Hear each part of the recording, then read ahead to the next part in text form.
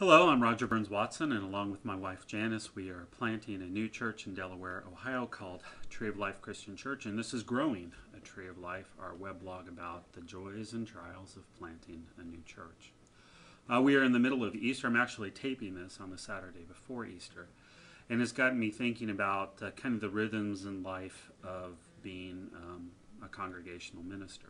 I've served in established churches, several of them for many years, and you get into patterns of behavior based on the liturgical year, based upon the traditions of that church, and you also develop relationships with folks within your community that kind of sustain you as you go through things like Easter.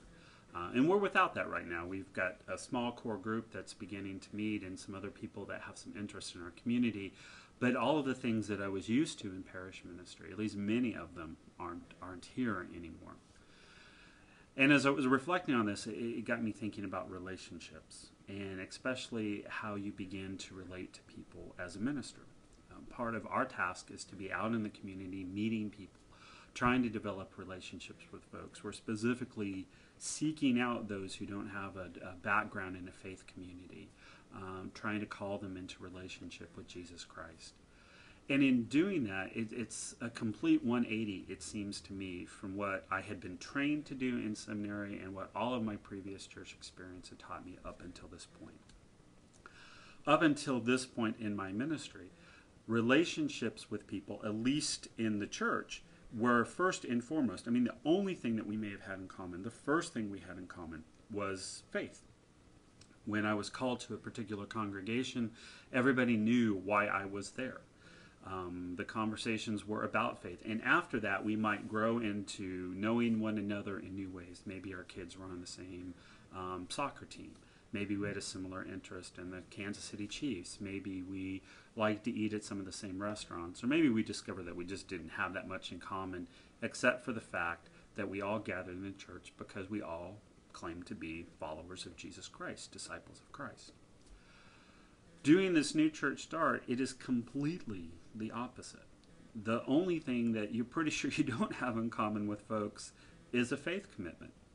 Our encounters with folks actually take the first step, or the first cornerstone of a relationship often will have to do with something completely different than faith.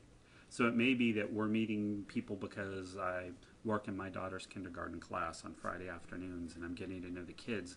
And because I'm getting to know the kids, I'm getting to know the parents.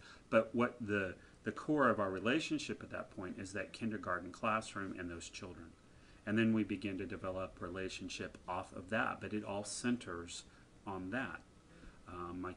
Two of my kids are involved in soccer, so when we show up at the soccer fields, our point of connection with people isn't faith. Our point of connection is sports, again, through our kids. Any other things that we go to in the community, the first point of contact and the first real way that we are establishing relationships with people have nothing to do with faith. And then through the process of developing relationships and being in conversation and getting to know them, then we begin to discover that we might be able to develop a relationship together that we didn't have before.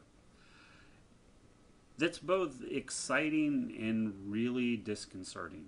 Again, it's nothing that they trained you for in seminary. It's nothing that my previous parish ministry experience had prepared me for. Yet here we are, as ministers, defining ourselves as spiritual leaders in a congregational setting, even though that congregational setting is just coming into existence.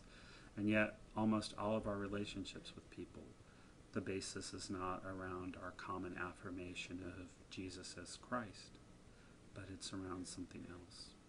And so as we go through this season of Easter, it's disconcerting a little bit to kind of know what to do with yourself, to figure out where you're supposed to go and what you're supposed to do and how you're supposed to relate to people, because the people that we're seeing and meeting and talking to Sunday doesn't really mean anything to them yet, at least not in a faith standpoint. Be interested in your comments about this, whether you've had some similar experiences, have heard something, maybe have some insight that would be helpful for us.